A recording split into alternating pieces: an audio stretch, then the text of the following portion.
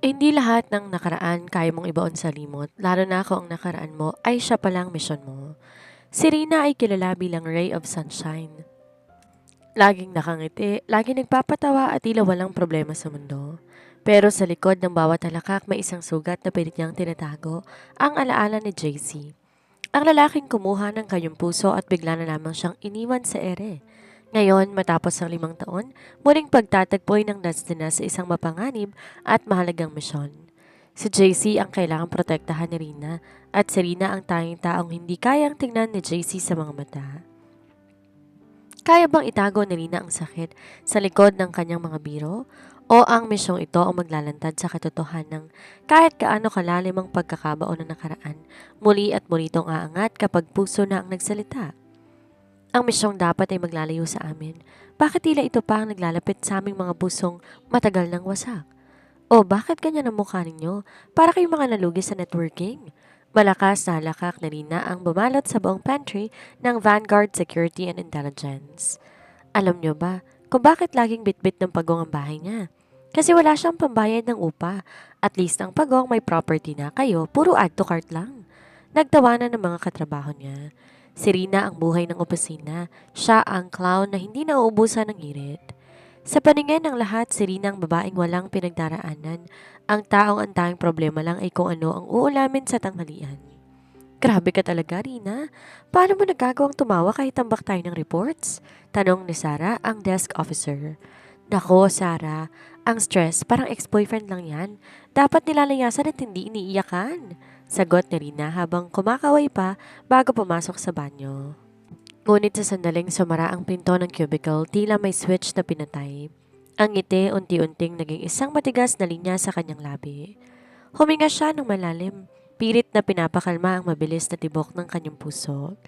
Tiningnan niya ang sarili sa salamin. Ang mga mata niyang kanina ay nagniningning sa tawa, biglang nabalot na isang malalim at madilim na lungkot na tanging siya lang ang nakakaalam. Wala na yon, Rina. Past is past. Bulong niya sa sarili. Binabaon ng nakaraan sa limot para hindi ka na muling masaktan.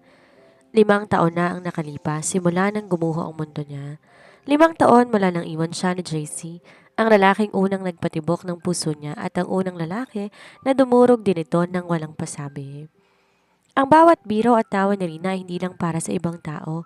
Ito ang kanyang pader, ang kanyang maskara para walang makakita na ang dating masayahing babae ay isa na lang buhay na sugat.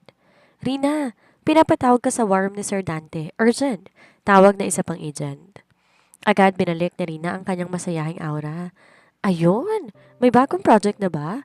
Sana naman sa Boracay ang assignment para makahanap na ako ng foreigner na mag-aahon sa akin sa hirap. Biro niya habang naglalakad, patungo sa opisina ng kanilang direktor.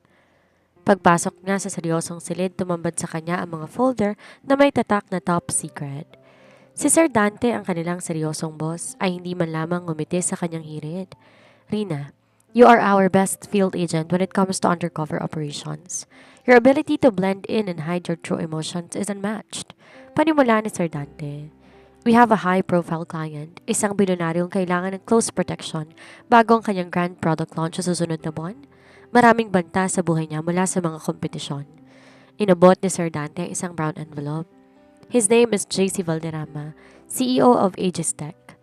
Tila tumigil ang pag-ikot ng mundo ni Rina. Ang pangalang pilit niyang binubura sa kanyang sistema ang muling umalingaw.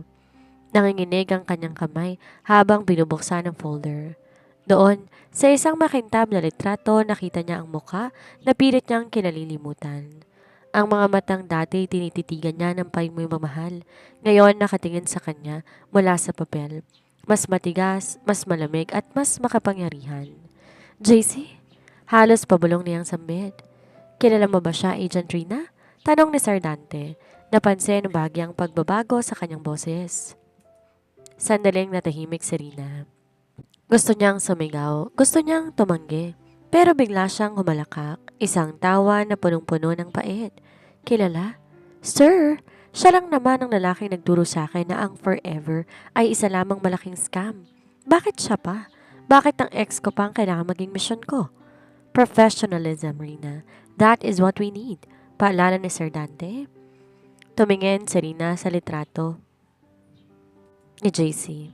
Sa loob-loob niya, alam niyang siya mismo ang wawasak sa pader na 5 taon niyang itinayo. Copy, sir. Gagawin ko ang trabaho pero siguraduhin niyo lang na kasama sa hazard pay ko ang bayad sa mental health dahil mukhang mababaliw ako sa lalaking to. Ang AG's Tech Headquarters ay isang dambuhalang gusali ng salamin at bakal. Kasing lamig ng aura ng CEO nito. Huminga ng malalim si Rina bago pumasok sa elevator, suot niya isang slick black suit. Ang kanyang buhok ay nakatali ng mahigpit. At ang kanyang mga mata ay nakatago sa likod ng madilim na aviator shades. Professionalism, Rina. Isipin mo na lang na isa siyang walking ATM na kailangan mong protektahan. Bulong niya sa sarili. Pagbikos ng pinto ng penthouse, bumungad sa kanyang amoy na mamahaling sandalwood at kape. Ang amoy na dati nagpapatulog sa kanya sa gabi, ang amoy ni JC. Nakatalikod si JC, nakatanaw sa malawak na tanawin ng Makati skyline. Ang kanyang tindig mas matikas ngayon, ang balikat mas malapad at ang otoridad na bumabalot sa kanya ay sapat para manginig ang sinumang ordinaryong tao. I told Dante I need a babysitter. Malamig na wika ni JC nang hindi lumingon. Ang boses nito mas baritono na ngayon, mas may lalim at mas masakit pakinggan para kay Rina. Hindi ka babysitter ang kailangan mo, Mr. Valderrama. Ang kailangan mo yung pinakamagaling na agent para masigurado na hindi sasabog ang ulo mo bago ang launch mo. Sagot ni Rina. Ang boses matatag at walang bahid ng emosyon. Dahan-dahan humarap si JC. Sa sandaling magtagpo ang kanilang mga mata, tila tumigil ang pag-ikot ng mundo. Nanlaki ang mga mata ni JC, ang kanyang panga, nag-igting, at ang ballpen na hawak niya halos mabali sa higpit ng pagkakahawak. Rina? Pabulong na sambit ni JC. Ang gulat sa kanyang mukha hindi maitatago. Ngumisi ng matalim si Rina, isang ngising hindi umaabot sa kanyang mga mata. Agent Rina, Mr. Valderrama, let us keep it professional. Hindi tayo narito para mag-reunion? How? Why are you here? Hakbang na JC palapit sa kanya. Ang bawat yapak nito ay tila nagpapayanig sa pundasyon ng puso ni Rina. 5 taon, Rina. 5 taon kitang hinanap. Hinanap? Baka naman hinintay na makalimot. Biro ni Rina sabay tawa ng malakas. Ang kanyang trademark na tawa na ngayon ay tila kasing talim ng bubog. Huwag nang babalikan ng prehistoric era, Mr. CEO. Binabaon ng nakaraan sa limot, di ba? Ngayon, focus tayo sa kasalukuyan. May listahan ako ng mga banta sa'yo at kailangan natin na dumaan sa protocol. You haven't changed. You're still making jokes even when everything is falling apart. Madiing sabi ni JC. Ang kanyang mga mata nagniningning sa galit at pangungulila. Anong gusto mo? Umiyak ako? Sayang ang maskara ko. Mahal to. Hirit muli ni Rina habang tinitingnan ng paligid ng opisina para sa mga security loopholes. And for the record, marami nang nagbago. 5 years is a long time. Sa loob ng 5 taon, natuto akong tumawa habang may humahabol na bala sa akin. Mas madali yon kaysa tumawa habang may humahabol na alaala. Biglang lumapit si JC at hinawakan ng braso ni Rina. Ang init ng kanyang balat ay tila ba nagpaliyab sa mga ugat ni Rina. Napakasaya natin dati, Rina. Paano ba tayo napunta sa ganito? Bakit ka naging ganyan kalamig? Binitawan ni Rina ang braso niya ng marahas. Napunta tayo rito dahil iniwan mo ako sa era, JC. At naging ganito ako dahil kailangan kong mabuhay. Ngayon, kung gusto mong mabuhay hanggang sa product launch mo, makinig ka sa akin. From now on, I am your shadow. Saan ka pupunta? Nandun ako. Kahit sa banyo kung kailangan. Tinitigan siya ni JC ng matagal, tila sinusubukan basahin ng babaeng nasa harap niya. Pero wala siyang nakita kundi ang maskara ng isang masayahing agent. Fine. Pagpaparaya ni JC. But don't expect me to make this easy for you. Challenge accepted, Mr. Valderrama. Sagot ni Rina na may kasamang kindat. Sanay ako sa mahihirap na misyon. Ikaw pa ba? Isang abandonadong rest house sa gitna ng masukal na kagubatan sa Tanay ang naging pansamantalang safe house nila. Umuulan ng malakas at ang tanging nagbibigay liwanag ay ang mga kidlat na gumuguhit sa langit. Pagpasok pa lang nila, agad nilibot ni Rina ang buong paligid. Hawak ang kanyang Glock 17, bawat kanto sinisigurong ligtas. Stay away from the windows, JC. Huwag kang aalis sa tabi ko. Utos ni Rina. Ang boses ay matigas at walang bahid ng pagbibiro. You're too tense, Rina. Relax. No one knows we're here. Wika na JC habang tinatanggal ang kanyang basang Amerikana. Ang puting polo nito ay dumidikit sa kanyang matipunong katawan dahil sa ulan. Relax. Yun ang huling salitang sasabihin ko sa harap na isang lalaking may 50 million pesos na patong sa ulo. Hirit ni Rina, sabay lagay ng barel sa mesa. At isa pa, ang pagre-relax ay para lang sa mga taong walang utang na loob o sa mga taong walang iniwang pusong wasak. Tumigal si JC sa paglalakad. Hinarap niya si Rina. Ang kanyang mga mata ay nagniningning sa gitna ng kadiliman. Hanggang kailan mo ako gagawing ibigyo, Rina? Hanggang kailan mo itatago ang galit mo sa likod ng mga hirit mo? Galit? JC, ang galit para lang sa mga taong mahal mo pa. Para sa akin, isa ka nilang mission objective. Tumawa si Rina pero ang tawa niya, nabasag nang biglang lumapit si JC at hinawakan siya sa magkabilang balikat. Napakasaya natin dati, Rina. Do you remember? Sa ulan din tayo huling naghiwalay. Paano ba tayo napunta sa ganitong sitwasyon? Bakit kailangan mong magpanggap na wala kang nararamdaman? Ang boses ni JC ay puno ng pait at pangungulila. Because I had to, sigaw ni Rina. Sa wakas, bumigay ang kanyang maskara. Kailangan kong magpanggap dahil kung hindi, baka di na ako nagising kinabukasan matapos mo kong iwan. You walked away, JC. No calls, no letters, no reasons. Iniwan mo ko naghihintay sa ulan habang ang mundo ko'y gumuguho. I did it to save you, sigaw din ni JC. Ang pamilya ko, ang mga kaaway ng kumpanya namin, target ka nila. Akala ko kapag lumayo ako magiging ligtas ka. But look at you now, Rina. You're a soldier. You're putting your life on the line of the very single day because of me. Nagkatinginan silang dalawa. Ang distansya sa pagitan nila ay tila naglaho. Mararamdaman ng mabilis sa tibok ng kanilang mga puso na tila nakikipag-unahan sa tunog ng ulan sa bubong. The mission. Bulong ni Rina. Pilit binabalik ang sarili sa realidad. Screw the mission, Rina. Sagot ni JC. I missed you. Every single day for 5 years, I missed you.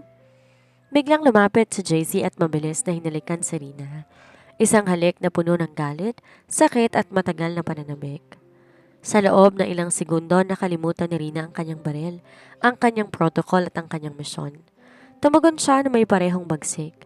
Ang kanyang mga kamay kumapit sa batok ni JC. Ngunit sa gitna ng kanilang init, isang malakas sa tunog ng nabasag na salamin ang umalingaw mula sa kusina. Down! Sigaw ni Rina. Agad tinulak si JC sa likod ng isang matibay na sofa habang mabilis na binunot ang kanyang baril. Ang sandali ng emosyon napalitan ng survival instinct. Sabi ko na nga ba, hindi tayo nag-iisa. Rina, wait! Quiet, JC, manatili ka rito. Utos ni Rina, ang kanyang mga matay matalas na nakatitig sa dilim.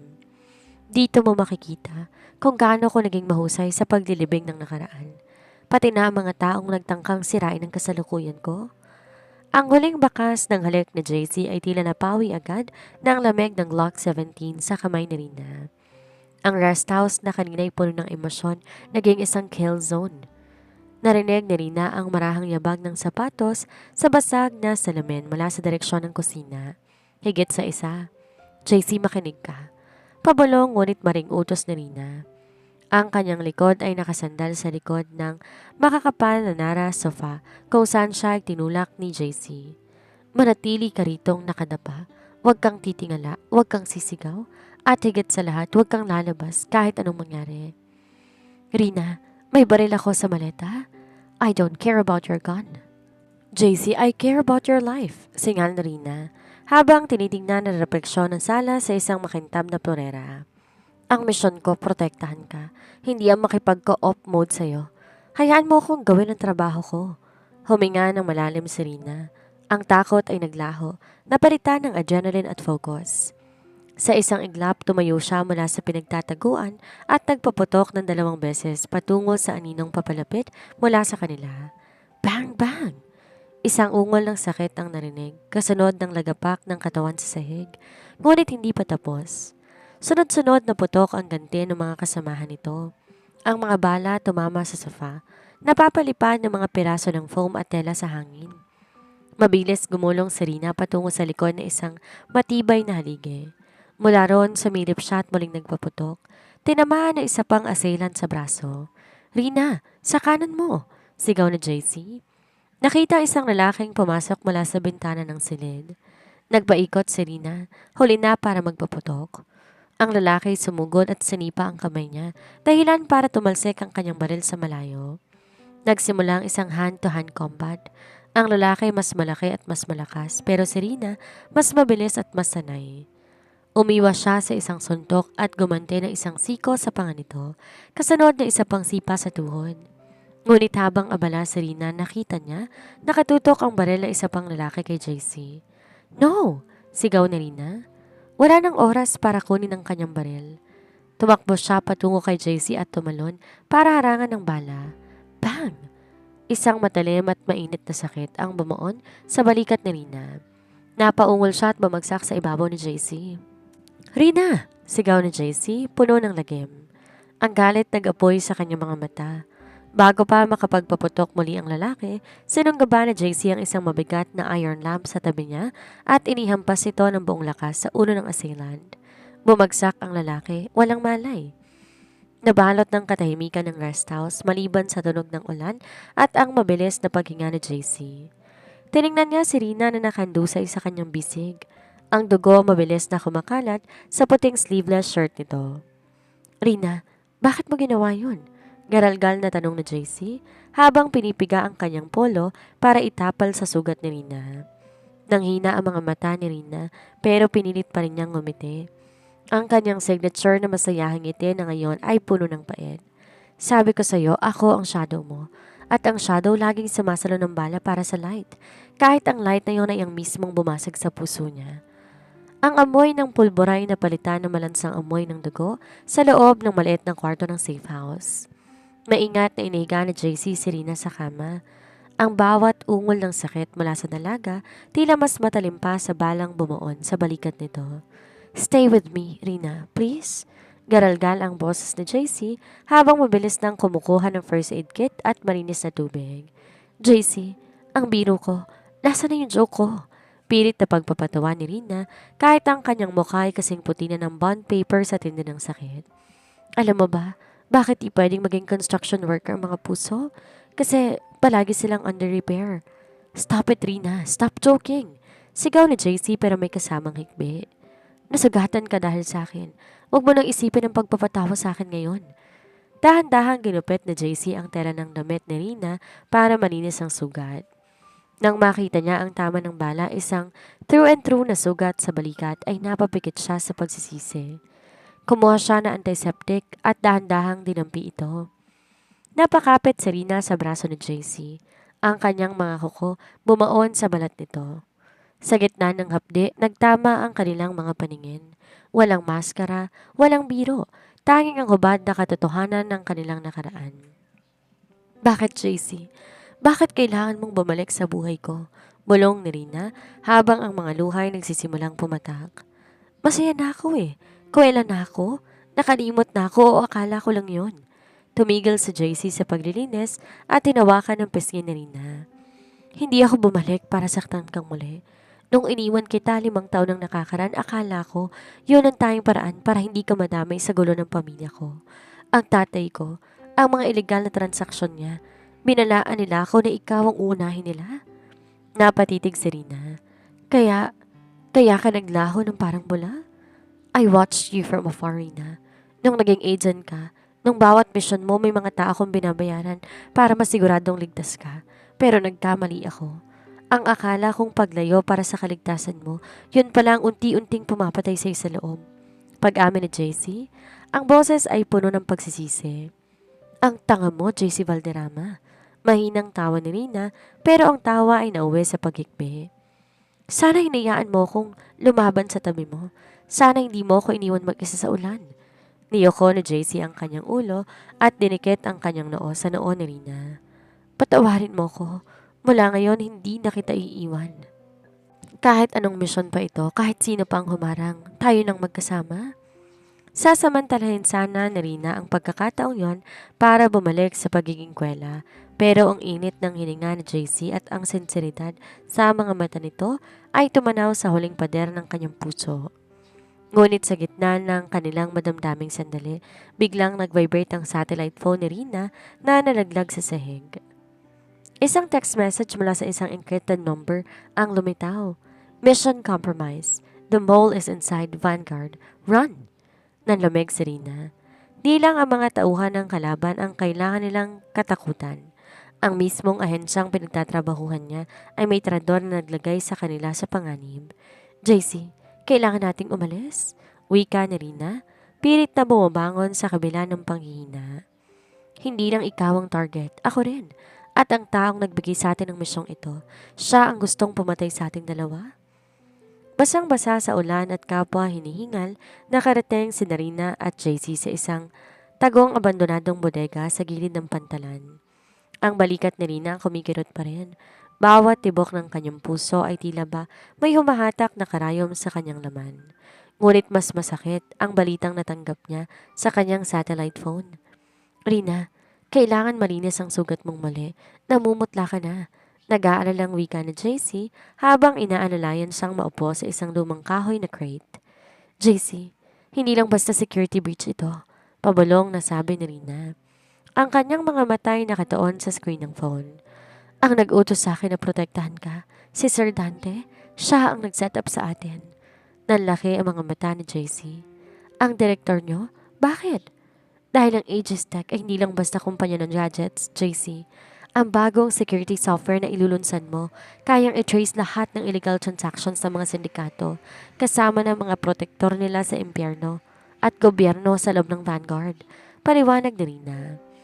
Ang kanyang boses na dati ngay laging puno ng tawa, ngayon kasing namig na ng bakal. Ginawa akong pain ni Dante. Pinadala niya ako bilang bodyguard mo para malaman ang lokasyon mo, ng main server mo, at kapag nakuha na nila yon, papatay nila tayong dalawa. Isang malakas na palakpak ang umalingaw-ngaw mula sa madilim na bahagi ng bodega. Kasabay nito ang pagbukas ng mga dambuhalang floodlights na nakakasilaw. Matalino ka talaga, Agent Rina. Sayang ang talino mo at laging natatabunan ng mga corny mong jokes. Wika na isang boses na pamilyar kay Rina. Lumabas mula sa anino si Sir Dante, kasama ng 10 armadong lalaki. Hawak niya isang tablet na konektado sa system ng Vanguard. Sir Dante! Nang gagalaiting sambit ni Rina. Pilit tumatayo kahit nanghihina. Bakit? Naging tapat ako sa agency. Ang katapatan hindi nakakabili ng yate, Rina. Tawa ni Dante. Si JC at ang software niya ang hadlang sa pag-unlad ng mga kliyente ko. Ngayon, JC, ibigay mo sa akin ang access code at baka hayaan ko pang mabuhay ang ex-girlfriend mo ng kahit isang araw.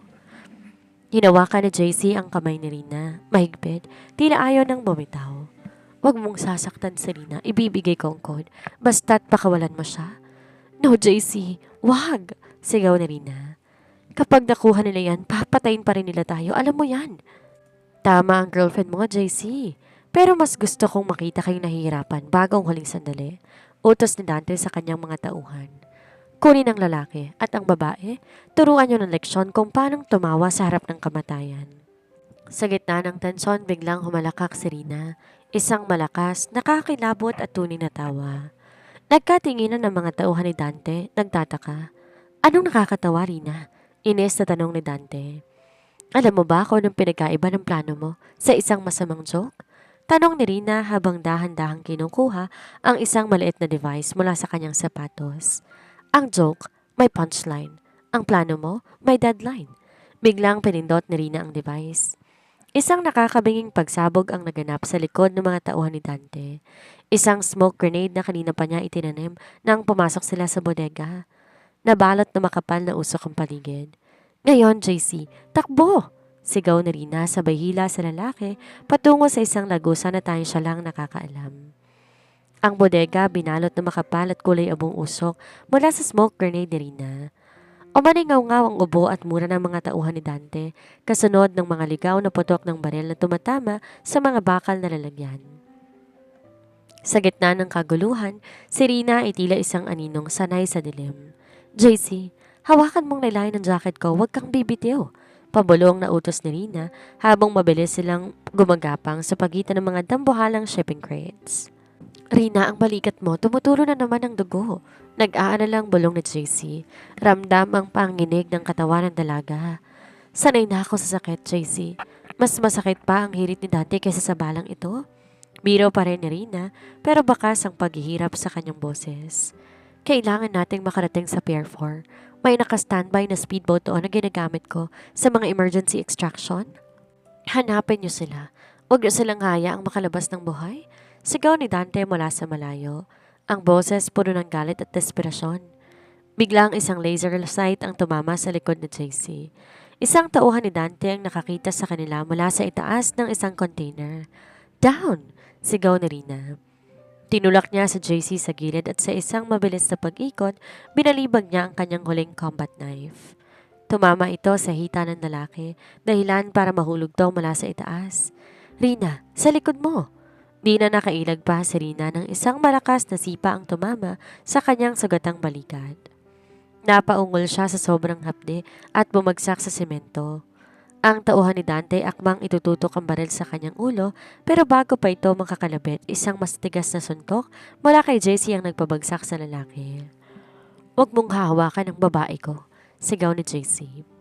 Kahit di sanay sa bakbakan, ang galit ni JC sapat na para mapatumba ang kalaban. Kinuha ni JC ang baril ng lalaki at tinutok sa iba pang papalapit. Wow, JC Valderrama, action star na ba to?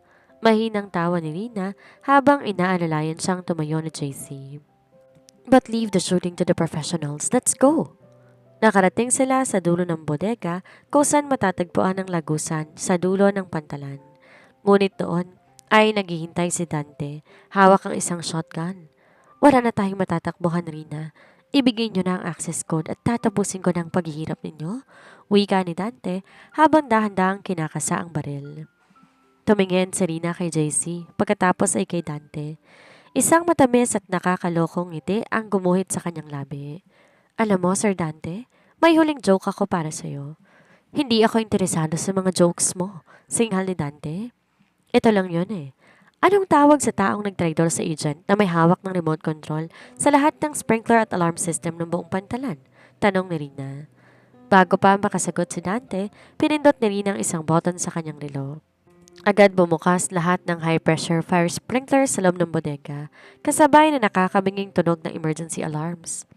Ang malakas na bugso ng tubig nagdulot ng zero visibility, sapat para mawala sa balanse ang mga tauhan ni Dante.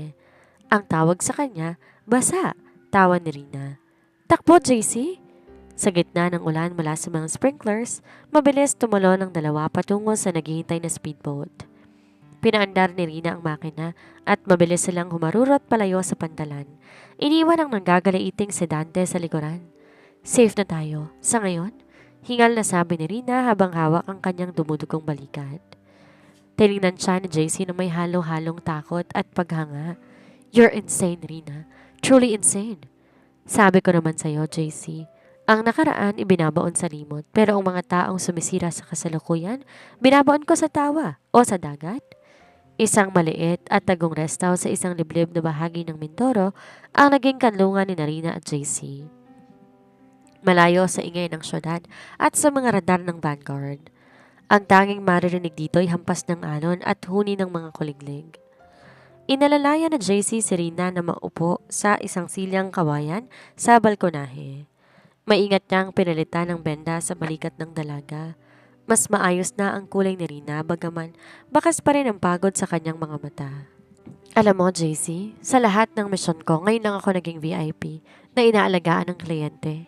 Biro ni Rina. Sinubukan tumawa pero napangiwi ng bahagya sa hapde. Usually, ako yung nagpapalit ng benda sa sarili ko habang kumakain ng crackers. Hindi ka na lang agent ngayon, Rina. At di lang ako kliyente. Seryosong sagot ni JC habang hiniigpitan ng benda. I'm your partner, and I'm the man who's never letting you go again. Natahimik si Rina.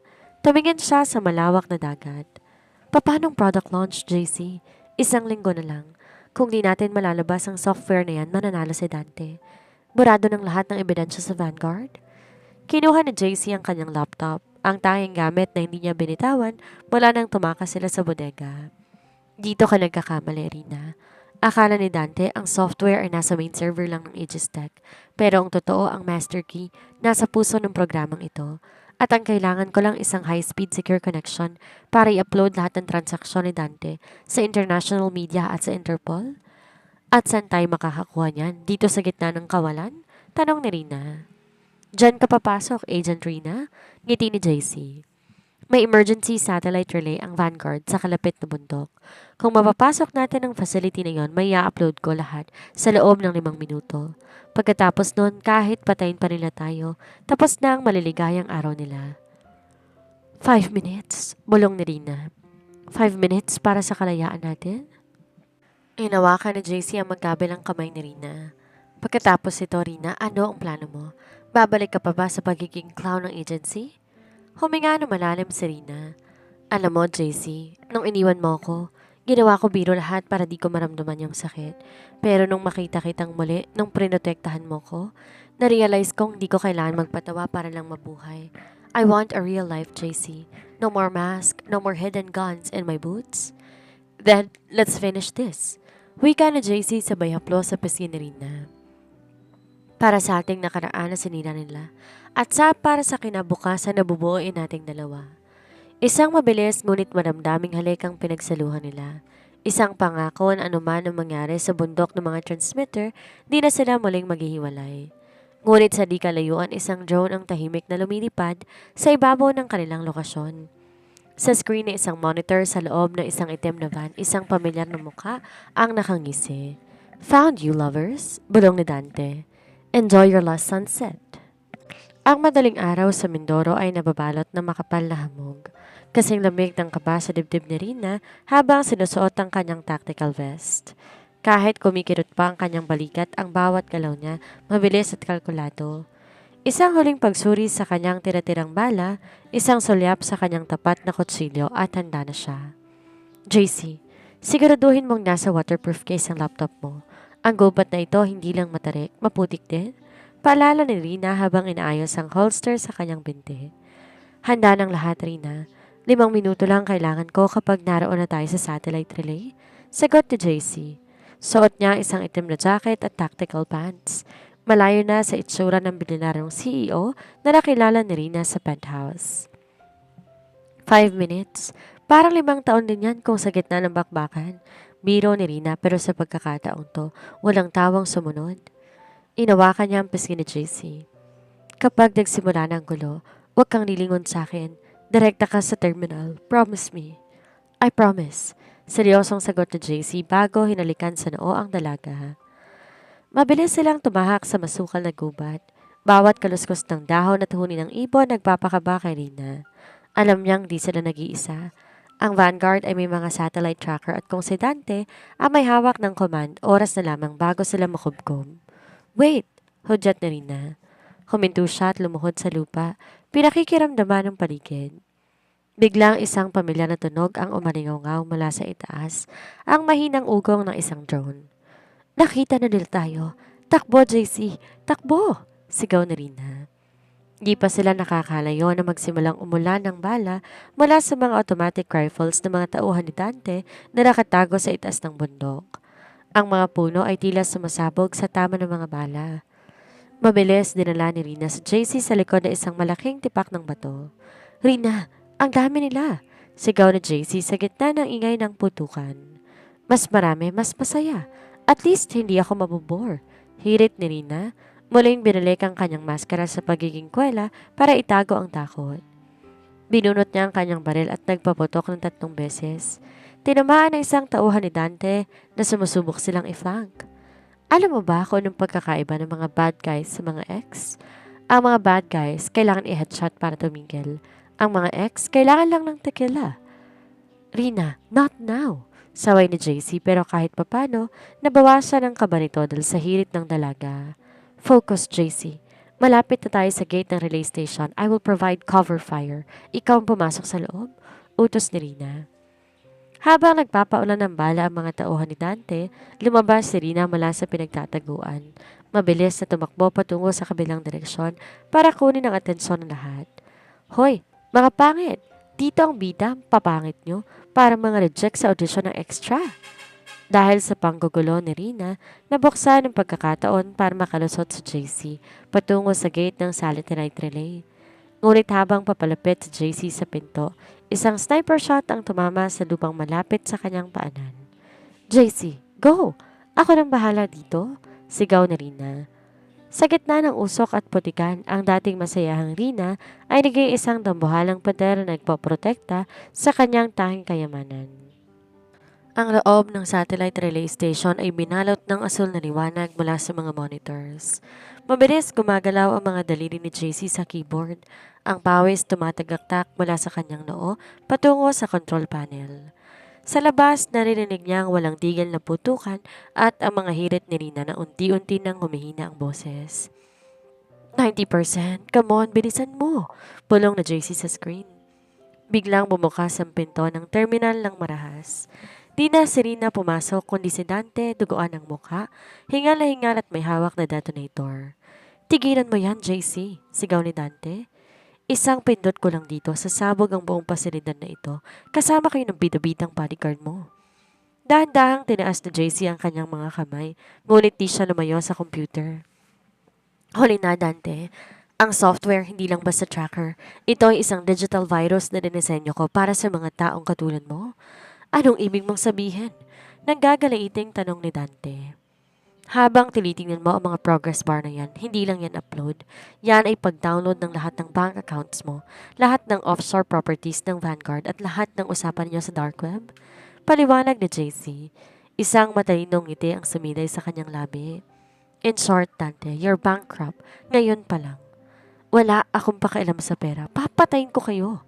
Susugod sana si Dante nang biglang may isang bota na tumama sa kanyang likuran. Wait lang, Sir Dante. Hindi pa tapos ang joke ko? Isang hingal na Rina ang nakatayo sa pinto. Puno ng dumi at dugo ang kanyang mukha pero ang mga mata nagniningning sa tapang. Hawak niya ang kanyang huling baril, nakatutok sa ulo ni Dante. Rina! Sigaw na JC sa tuwa. Alam mo ba kung anong pagkakaiba ng detonator mo sa career mo? Tanong ni Rina habang dahan-dahang lumalapit. Ang detonator mo po pwedeng sumabog. Ang career mo exploded na 5 seconds ago. Saktong pagkasabi ni Rina noon, lahat ng screen sa loob ng terminal nagkulay pula at lumitaw mga salitang evidence transmitted to Interpol accounts frozen. Nabitawan ni Dante ang detonator sa sobrang gulat at panghihina. Sa labas, maririnig na ang ugong ng mga helicopter, hindi mula sa Vanguard, kundi mula sa Philippine National Special Police Forces, na kanina pa palihim na tinawagan ni Rina gamit ang encrypted frequency. Huli na ang lahat, Dante. Ibinabaon ang nakaraan sa remote, hindi ba? Tawa ni Rina, isang tawang tunay at malaya. At ang mga traidor, ibinabaon sa rehas. Mabilis sinunggaban ni JC at Rina si Dante bago to makagawa ng ilan pang hakbang. Sa loob ng ilang minuto, ang buong pasalidad ay napalibutan na ng mga otoridad. Nang makita ni Rina na ligtas na ang lahat, doon lamang siya tuluyang nanghina. Napaupo siya sa sahig. Sa kanyang baril ay dahan-dahang nabitawan, agad siyang sinalo ni JC. We did it, Rina. Tapos na ang misyon? Bulong ni JC habang nakayakap ang dalaga. JC, ano mo ba kung anong joke ang pinakamasaya? Tanong ni Rina habang nakasandal sa balikat ni JC. Ano? Ang joke na may happy ending. Ngiti ni Rina bago dahan-dahang pinikit ang kanyang mga mata. Ramdam ang kapayapaan sa piling ng lalaki na hindi na muling maglalaho sa kanyang buhay. Isang taon ang mabilis na lumipas mula nang maganap ang madugong engkwentro sa satellite relay station sa Mindoro. Ang balita tungkol sa pagbagsak ng Vanguard at ang pagkakakulong ni Dante ay naging headline sa loob ng ilang buwan. Ngunit para kay Nina, tila isang napakalayong panaginip na lamang yon. Sa isang tahimik na beach resort sa Palawan, malayo sa ingay ng syudad at sa panganib ng mga barel, nakaupo si Rina sa buhanginan. Wala na siyang suot na tactical vest. Sa halip ay isang puting summer dress ang humahaplas sa hangin. Ang kanyang balikat meron pa ring maliliit na pilat, isang paalala ng kanyang katapangan. Pero ang kanyang mga mata hindi na nagtatago ng lungkot. Oh, bakit tulala ang pinakamagaling na agent sa buong mundo? Isang pamilyar na boses ang narinig niya mula sa likuran. Lumapit si JC, bit-bit ang 2 baso ng fresh mango juice. Mas relax na ang itsura nito. Wala nang bigat ng responsibilidad ng kumpanya dahil ipinasa niya na ang pamamahala sa isang mapagkakatiwalaang board para makafocus siya sa kanyang bagong buhay. Iniisip ko lang, JC, Kung di ba tayo pinagtagpo ng mensyong iyon, nasa na kaya ako ngayon? Ngiti ni Rina habang tinatanggap ang baso. Baka nandun ka pa rin sa pantry, nagpapatawa para lang hindi maiyak. Biro ni JC sabay tabing sa upo sa tabi niya. Pero alam mo, Rina, kahit hindi tayo pinagtagpo ng tadhana, hahanapin pa rin kita. 5 taon kitang hinanap, di ba? Kahit abutin pa ng 10, hindi ako titigil.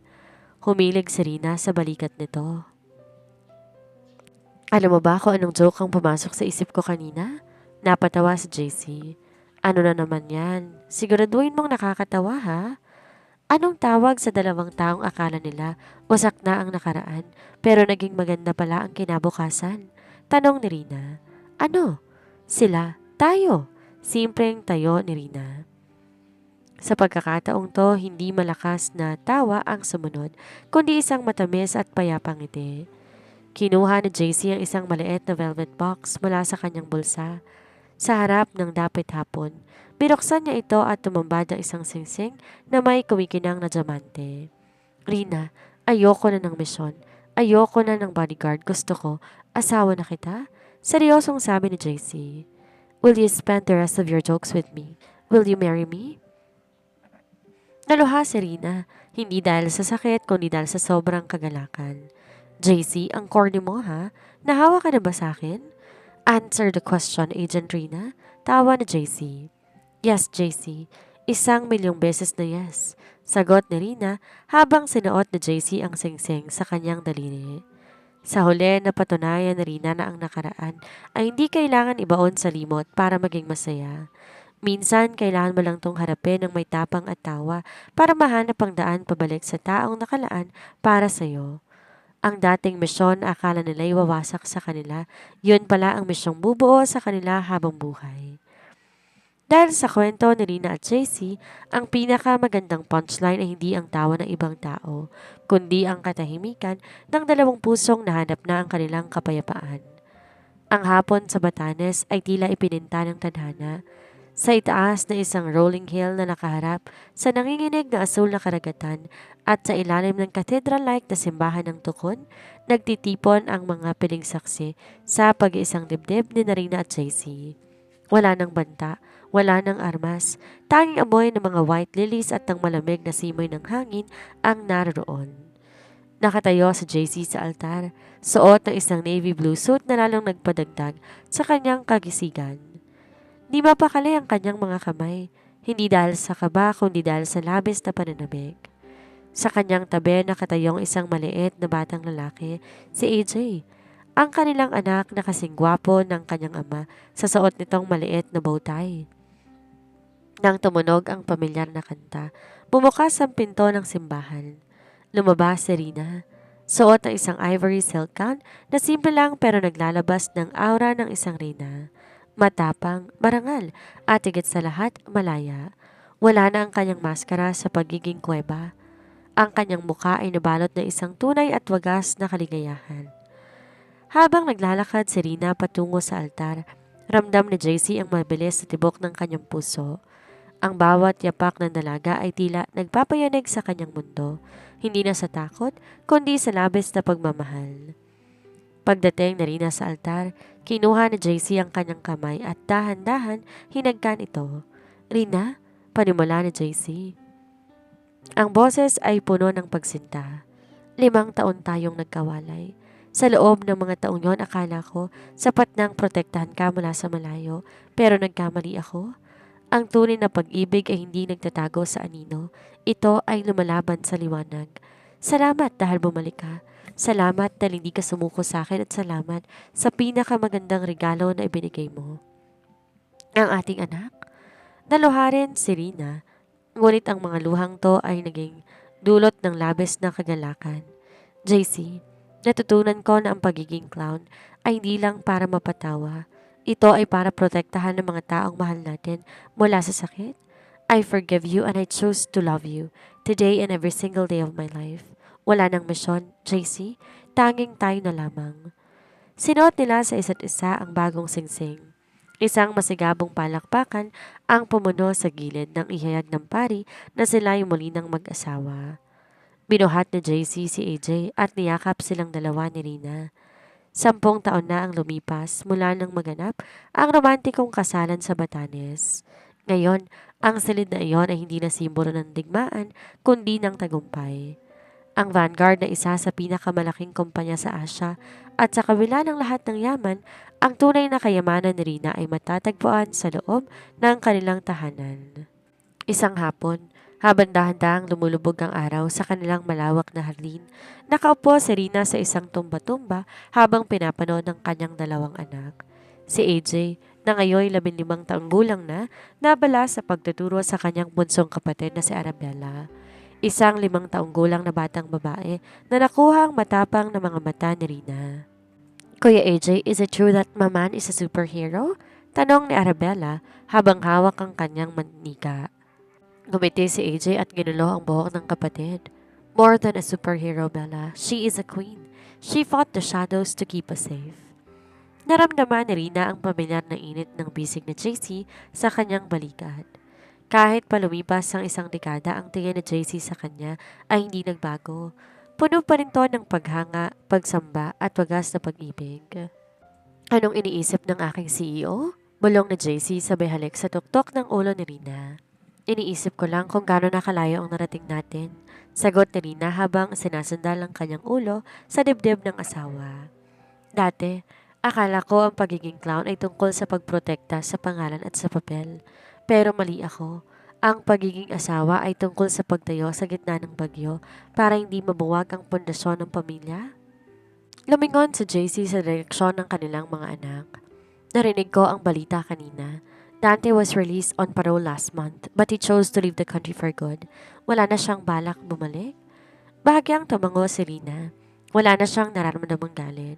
Ang paghihiganti niya nooy napalitan na ng ganap na pagpapatawad, hindi para sa taong nanakit sa kanya, kundi para sa sarili niyang katahimikan.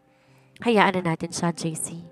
Ang dilim ay wala nang puwang pa sa liwanag na binuo natin.